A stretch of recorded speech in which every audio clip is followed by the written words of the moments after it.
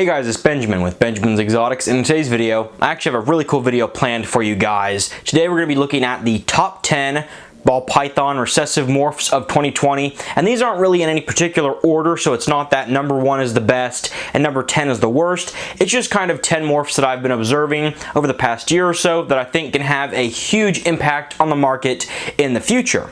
Now, as a quick disclaimer, all of the pictures and images you guys are about to see are not breeder ball pythons or any of the ball pythons that we've produced here at Benjamin's Exotics. Most of the images you're going to see are actually from World of Ball Pythons. So if you see an image or a picture that you really like and you want to investigate further into that gene, make sure to check out World of Ball Pythons and just even Google online these different morphs so you can find the breeders that have produced these absolutely amazing ball python combos. And with that disclaimer out of the way, let's go ahead and get straight into the video.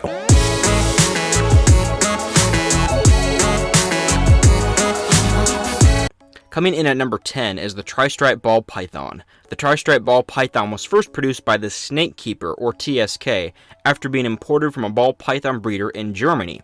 Despite this gene being around for well over a decade, very little has been done with this project over the past few years. And while interest is definitely rising, as reptile breeders all over the world are starting to realize the potential of this amazing morph, it will definitely be some time until the true potential of this gene is fully realized. Once more breeders start to get tri-stripes into more popular morphs, such as Albino, Banana, Clown, and possibly even Pied, the demand for tri-stripes will only increase with time. At number 9, we have the Axanthic Ball Python. The first Axanthic Ball Python was officially produced in 1997 by VPI Reptiles, although it must be noted that there are multiple lines of this morph, with none of them being compatible when bred together. The term Axanthic means the lack of red and yellow pigment, resulting in a silver and black ball python, almost the color of newsprint. This morph is easily one of the most popular recessive morphs currently available on the market today, with its popularity only rising as time goes on, as more breeders truly see its potential to make amazing ball python morphs. Coming in at number 8 is the Blue Ghost Ball Python. The Blue Ghost Ball Python was first produced in 2011 by Mark Petros Reptiles. The first Blue Ghost was first produced when Mark bred a honeybee male ball python to a het ghost owned by George Knack of GHL Herp. And in the mixture of honeybees, spiders, and het ghosts that hatched from the clutch, out came a single silver and blue ball python that didn't look like any of its siblings. And after raising up that snake, which just so happened to be a female, Mark finally proved the Blue Ghost to be a recessive trait. While this gene is still in its infancy and very few morphs currently exist using this gene, it has a lot of potential to be a future industry dominator and is currently the biggest competition for the Axanthic Ball Python. At number 7, we have the Genetic Stripe Ball Python. The Genetic Stripe Ball Python was first produced in 1999 by VPI Reptiles. This gene creates an almost completely patternless ball python with 2 stripes running parallel down the snake's back. The genetic stripe has long been an underrated and undervalued gene, with so many competitors in the yellow belly complex, such as Super Stripes, Pumas, Freeways, and Highways, taking breeders' attention away from making genetic stripe combos. However, as breeders start to see the amazing reactions genetic stripe can have with many other genes, such as Clown, it is sure to be an important ingredient in making morph combos for years to come. Coming in at number 6 is the Atomic Ball Python. The Atomic Ball Python was first produced in 2011 by Mike Wilbanks. The Atomic Ball Python is currently one of the only ball python morphs that is consistently able to produce paradoxing all throughout the pattern of a snake, and when it is mixed with multiple genes, it almost seems to split them apart, creating individual sections throughout the snake's body where the individual pattern of each base morph can be seen blending with each other. Due to this gene being a recessive gene and relatively new to the ball python market, few combinations have been made so far. But even though we are currently limited on the amount of combos that have been produced with this morph, it is very easy to see that you can take any currently existing combo and with the atomic gene produce a completely different looking ball python morph.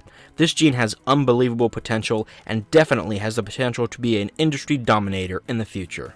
At number 5, we have the Patternless ball python.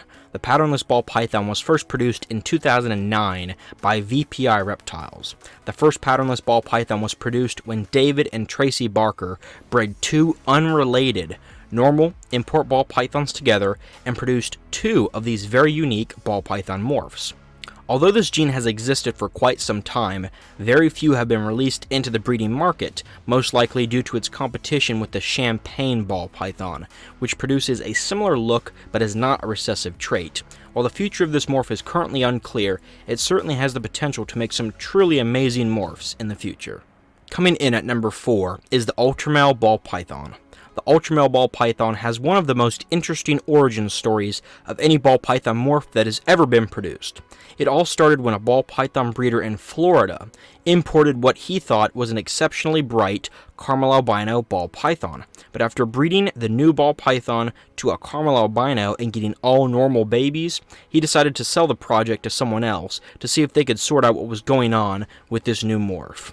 And unfortunately, while all of this was taking place, people were just starting to discover all of the problems with caramel albino ball pythons, such as kinks in the spine, kinks in the tail, as well as infertility problems in females. And after seeing all of these problems, most breeders were very reluctant to pursue a similar project due to the fear of similar problems arising. But finally, after a few breeders put a lot of time, energy, and money into trying to get this project to prove out, the first Ultramel ball pythons were finally produced and proven to be a recessive morph. And most importantly, proving that Ultramels did not suffer from the same problem as caramel albinos. However, just as Ultramels had started to gain traction in the market, the banana ball python project took the market by storm, completely diverting all attention away from this amazing morph. Thankfully, in 2020, the Ultramel is starting to gain traction once again, and as more and more breeders are starting to understand the huge potential behind this morph, it is set to be a true industry dominator in the years to come. At number 3, we have the Puzzle ball python. The Puzzle ball python was first produced in 2011 by Exotics by Nature Reptiles. The Puzzle ball python adds a never-before-seen pattern change to the normal look of many ball python morphs, and much like the clown ball python, can have a very dramatic effect on almost all combos.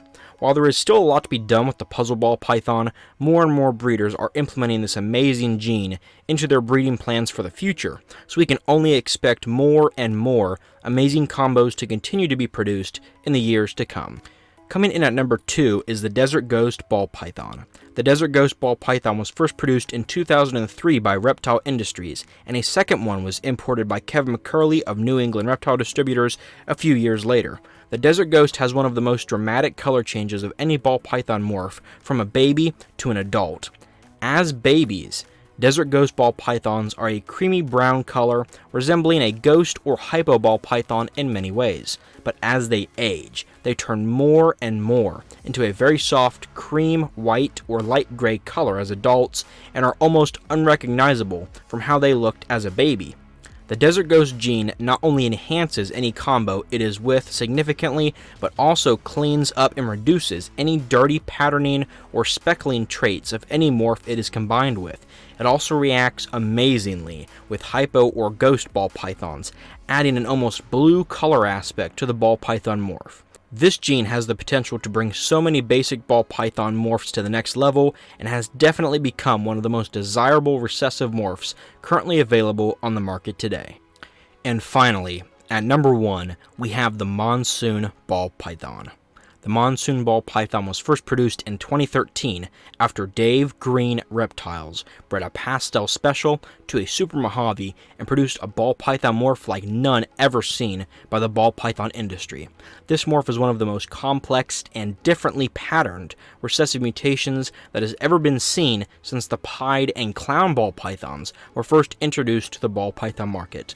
This gene completely changes any gene it is put to, and once it is combined with genes like pied, clown, albino, and banana, the Monsoon's popularity is only going to grow with time. This is a revolutionary gene that adds a completely different color and pattern palette that we have never had with ball python morphs before, and will most certainly be responsible for some of the most amazing ball python morphs that have ever been produced in the future.